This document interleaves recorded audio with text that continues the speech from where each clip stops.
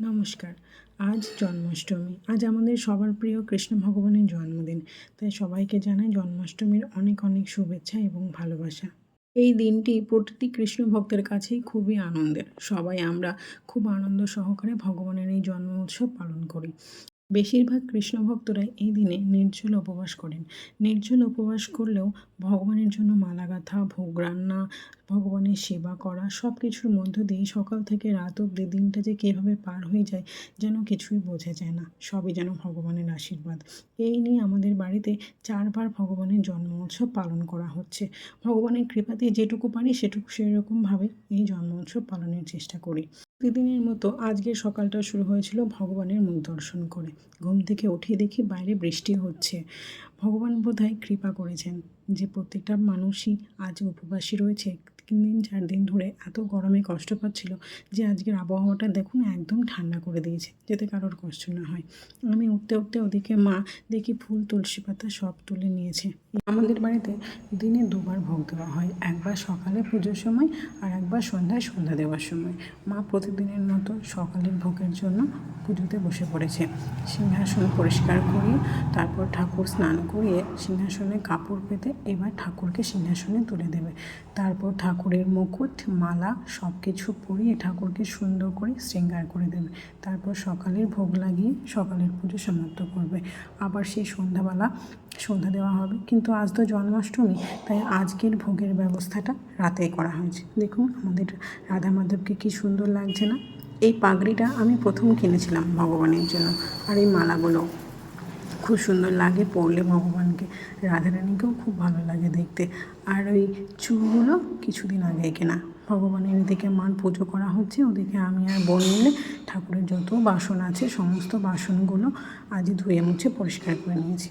যে আমাদের তুলসী মহারানী অন্যান্য দিন বাইরে থাকে, কিন্তু আজ জন্মাষ্টমীতে যেহেতু ঠাকুর ঘরে রাখতে হবে, তাই ভাবলাম ওনার জন্য একটা ড্রেস বানিয়ে দিই। ঘরে ছিল একটা সিল্কের কাপড়, তার মধ্যেই একটা ফালতি পরে একটা বটুক টাইপ ড্রেস বানিয়ে দিল মা।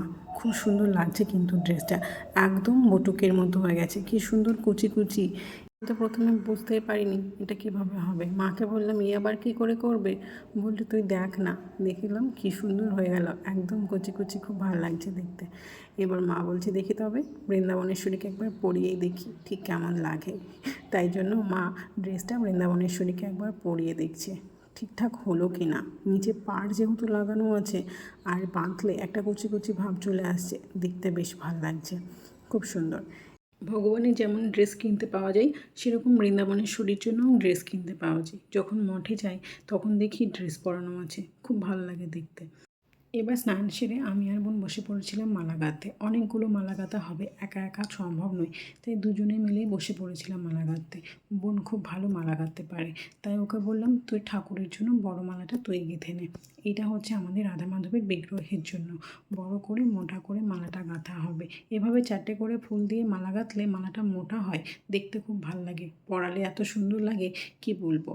এইভাবে গাঁদা ফুল, মাকড়সা ফুল আর তুলসী মঞ্জুরি দিয়ে মালাটা গাঁথা হলো।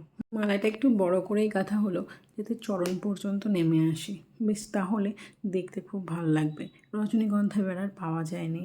এই দেখুন মালা গাঁথা কমপ্লিট হয়ে গেছে। সাদা, হলুদ, সবুজের কম্বিনেশনটা কি সুন্দর, তাই না? আর এই যে ছোটো ছোটো মালাগুলো, এইগুলো হচ্ছে আলেখ্যর জন্য। এই যে আলেখ্য বলতে যে ফটো ফ্রেমগুলো আমাদের বাড়িতে পুজো করা হয় ভগবানের, সেইগুলোকে বলা হয় আলেখ্য। এই মালাটা পরানো হবে ভগবানের অভিষেকের সময়। অভিষেকের সময় যেহেতু পাগড়ি, মালা সব খুলে রাখা হয়, তখন গলাটা বড্ড খালি লাগে, তাই জন্য একটা ফলের মালা পরিয়ে দেব। এখানে একটু তুলসী পাতা, একটু আঙুর, চেরি আর কিশমিশ নিয়েছি। সমস্ত ফল একসাথে দিয়ে একটা ফলের মালা গেঁথে নেব। অভিষেকের সময় ফলের মালা পরালে ভগবানকে দেখতে না খুব ভালো লাগে।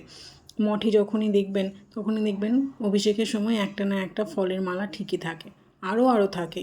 আমাদের তো অত সম্ভব নয়, তাই একটার সাথেই সমস্ত রকম ফল দিয়ে একটা সুন্দর করে ফলের মালা গেঁথে নিয়েছিলাম। ভগবানের জন্মদিন বলে কথা, তাই ঠাকুর ঘরটাকে আরও সুন্দর করে সাজিয়ে তোলার জন্য বেলুন নিয়ে এসেছিলাম। প্রতিবারের মতো এবারও বিভিন্ন রকম কালারিং বেলুন দিয়ে ঠাকুর ঘরটাকে সুন্দর করে সাজিয়ে নিয়েছিলাম। অন্যান্যবার লাইটিংও করা হয়, এবার আর লাইটিং করিনি। সাজানো প্রায় কমপ্লিট হয়ে গেলে আমি আর মা মিলে সারাদিন ধরে ভগবানের ভোগের জন্য আয়োজন করেছিলাম। সমস্ত ভোগ রান্না হতে হতে প্রায় অনেকটা রাত হয়ে গেল, রাত প্রায় 8টা। এর জন্য ছিল ফল, আর মা বানিয়েছিল ক্ষীর, ছানা, দই, লুচি, মিছরির পায়েস, তালের বড়া, আর একটু বার্থডে বয়ের জন্য বার্থডে কেক, এটা আমি বানিয়েছিলাম।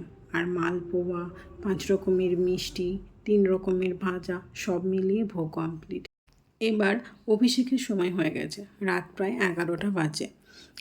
একটা পুষ্পপত্রে অষ্টদল পদ্ম এঁকে তার উপরে তুলসী পাতা রেখে ভগবানকে আহ্বান করা হয়েছিল।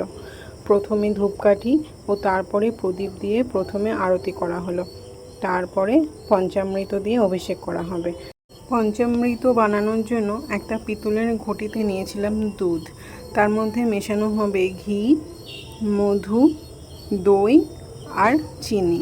এই হলো পঞ্চামৃত উপকরণ।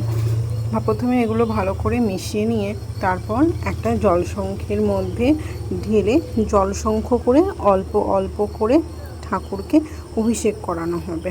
ভগবানের অভিষেকের সময় উলুধ্বনি, ঘণ্টাধ্বনি সমস্ত কিছুই করা হয়। ভগবানের অভিষেক দর্শন করা অত্যন্ত ভাগ্যের ব্যাপার। যাদের বাড়ির কাছে মঠ মন্দির আছে যেখানে এই জন্মাষ্টমী উৎসব পালন করা হয়, আপনারা অবশ্যই সেখানে গিয়ে ভগবানের অভিষেক দর্শন করবেন। অভিষেকের সময় জন্য যে ফলের মালাটা বানিয়ে রেখেছিলাম সেইটা এবার পরিয়ে দেব। দেখুন, ভারী সুন্দর লাগছে কিন্তু দেখতে। পঞ্চামৃত দিয়ে অভিষেক হয়ে গেলে তারপরে পুষ্প, ফুল আর গঙ্গা জল দিয়ে অভিষেক করাতে হয়। সবশেষে গঙ্গা জল, কারণ গঙ্গা জল দিয়ে সমস্ত কিছু ধুয়ে মুছে পরিষ্কার করে নিতে হয়।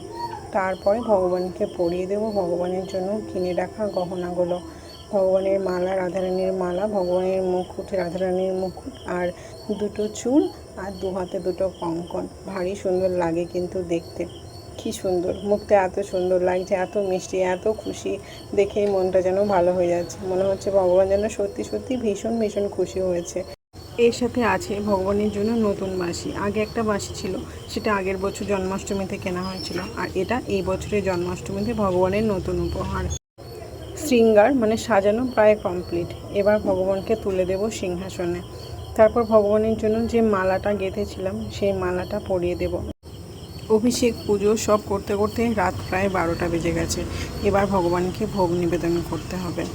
ভগবানের সামনে সমস্ত ভোগগুলো সাজিয়ে নিয়েছি, প্রদীপ জ্বালিয়ে, ধূপ জ্বালিয়ে সমস্তটাই তৈরি।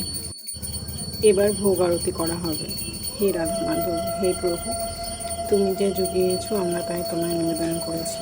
অত তো মন্ত্র জানি না, নিজেদের মতো করেই তোমার জন্ম উৎসব পালনের চেষ্টা করেছি। তুমি আশীর্বাদ করো, কৃপা করো, আমাদের নিবেদন তুমি গ্রহণ করো।